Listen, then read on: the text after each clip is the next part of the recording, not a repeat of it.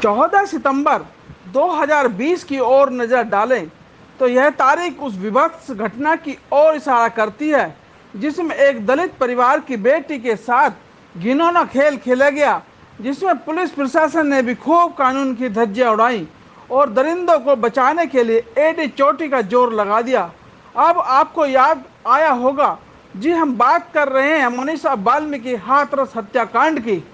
28 जुलाई 2022 को Allahabad high court ने उत्तर प्रदेश सरकार को निर्देश जारी कर कहा है कि राज्य सरकार द्वारा 30 सितंबर 2020 को दिए गए लिखित आश्वासन को 3 माह के भीतर अमल में लाया जाए, जिसमें उसने पीड़ित परिवार के किसी एक सदस्य को ग्रुप सी स्तर की सरकारी नौकरी देने के लिए कहा था।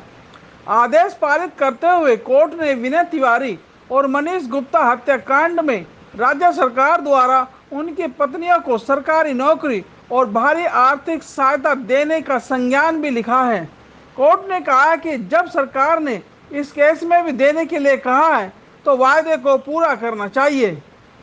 न्यायमूर्ति राजन राय और न्यायमूर्ति जसबीर सिंह की खंडपीठ ने राज्य सरकार को यह भी आदेश दिया है कि वह 6 माह के भीतर पीड़ित परिवार को हाथरस से बाहर प्रदेश में रहने का इंतजाम करे और कोर्ट ने यह भी स्पष्ट कर कहा है कि सरकार ऐसा करते समय पीड़ित परिवार के सामाजिक और आर्थिक स्तर का भी ख्याल रखेगी और परिवार के बच्चों की शिक्षा पर भी विचार करेगी। यह आदेश कोर्ट में दर्ज की गई 2020 की घटना के बाद दर्ज की जनहित याचिका पर सुनवाई करते हुए संज्ञान पारित किया गया है।